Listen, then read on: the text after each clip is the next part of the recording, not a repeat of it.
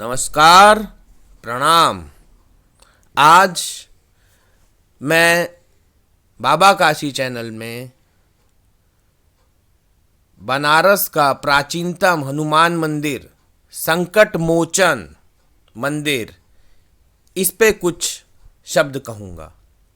ये प्राचीनतम हनुमान मंदिर जो संकट मोचन हनुमान मंदिर के नाम से प्रसिद्ध है, विश्व प्रसिद्ध है, ये 80 नदी के किनारे पे स्थित है।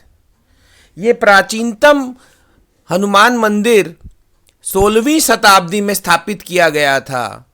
श्री गोस्वामी तुलसीदास जी ने इस मंदिर को स्थापित किया था और रामचरितमानस का अधिकतम काम उसको इन्होंने, उसके जितने भी वर्ष थे वो उन्होंने इस मंदिर में ही बैठ के लिखे। ऐसा कहा जाता है कि जहां गोस्वामी तुलसीदास जी को हनुमान जी के प्रत्यक्ष दर्शन हुए थे, वहीं पे ये मंदिर बनाया गया है। और ये मंदिर हनुमान जी, इसका नाम है संकट मोचन। संकट मोचन का अर्थ है द रिलीवर फ्रॉम ट्रबल्स, संकट को हर लेने वाला। और ये हनुमान मंदिर में ऐसी मान्यता है कि शनि के प्रकोप से भगवान हनुमान हमें बचाते हैं। निरंतर दर्शन करने से शनिवार को इस मंदिर से आपके जितनी भी कष्ट समस्याएं शनि से हैं वो खत्म हो जाती हैं। और ये भी कहा जाता है कि मंगल ग्रह, जिनकी जो कुंडलियां हैं, मंगल और शनि हमें बहुत परेशान करते हैं, तो इन ग्रहों से बचने के लिए मंगलवार और शनिवार के दिन इस मंदिर में अपार भीड़ लगती है, बहुत भीड़ होती है।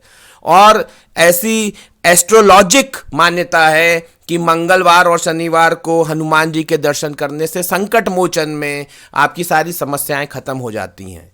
ये एकमात्र मंदिर है जिसमें ठीक हनुमान जी के सामने एक राम मंदिर है, जिसमें राम, लक्ष्मण और सीता जी की प्रतिमाएं भी हैं। इस मंदिर में तुलसी के पत्ते प्रसाद के तौर पे दिए जाते हैं। तुलसी का पत्ता जल में भी डाला जाता है, वो जल आपको मिलता है पीने के लिए। और जो बेसन के लड्डू जो हम इन भगवान पे प्रसाद चढ़ाते हैं, उसमें भी तुलसी का पत्ता, वहां के जो पंडित जी हैं बस तुलसी का पत्ता डालते हैं, प्रसाद निकालते नहीं है।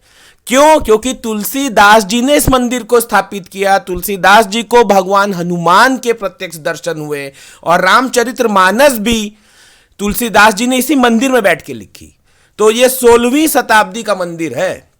और संकट मोचन फाउंडेशन की स्थापना प्रोफेसर वीरभद्र मिश्रा जी, जो बनारस हिंदू विश्वविद्यालय के सिविल इंजीनियरिंग के हेड थे, वही इस मंदिर के महंत भी थे। वर्ष 1982 में, इन द ईयर 1982, उन्होंने संकट मोचन फाउंडेशन की स्थापना करी, जो स्वच्छता गंगा अभियान से जुड़ा हुआ है। और वर्ष 2007 में उसने अपनी रजत जयंती मनाई, पूरे 25 साल पूरे कर लिए।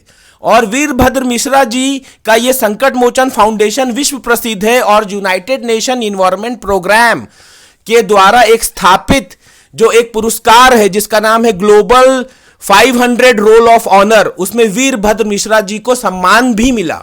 और 1999 में वीरभद्र मिश्रा जी का संकट मोचन फाउंडेशन और वो खुद टाइम्स मैगजीन के हीरो ऑफ द प्लेनेट सम्मान से नवाजे गए। अब वीरभद्र मिश्रा जी नहीं है, लेकिन उन्होंने संकट मोचन फाउंडेशन नाम का एक एनजीओ बनाया जो कि ऑस्ट्रेलिया बेस्ड इन्वायरमेंट ग्रुप के साथ गंगा स्वच्छता अभियान पे काम कर रहा है। 1982 में बना है और इसमें टाइम्स मैगजीन का award, hero of the planet इनको मिला। और जैसा मैंने बताया, यूनेप का, यूनाइटेड नेशन इन्वायरमेंट प्रोग्राम का जो अवार्ड था, roll of the 500 honours award मिला। संकट मोचन फाउंडेशन का जो दफ्तर है, जो ऑफिस है, वो तुलसी घाट पे है। तुलसी घाट तुलसीदास जी को समर्पित है, क्योंकि तुलसीदास ही इस घाट पे रहा करते थे जब वो रामचरितमानस लिख रहे थे।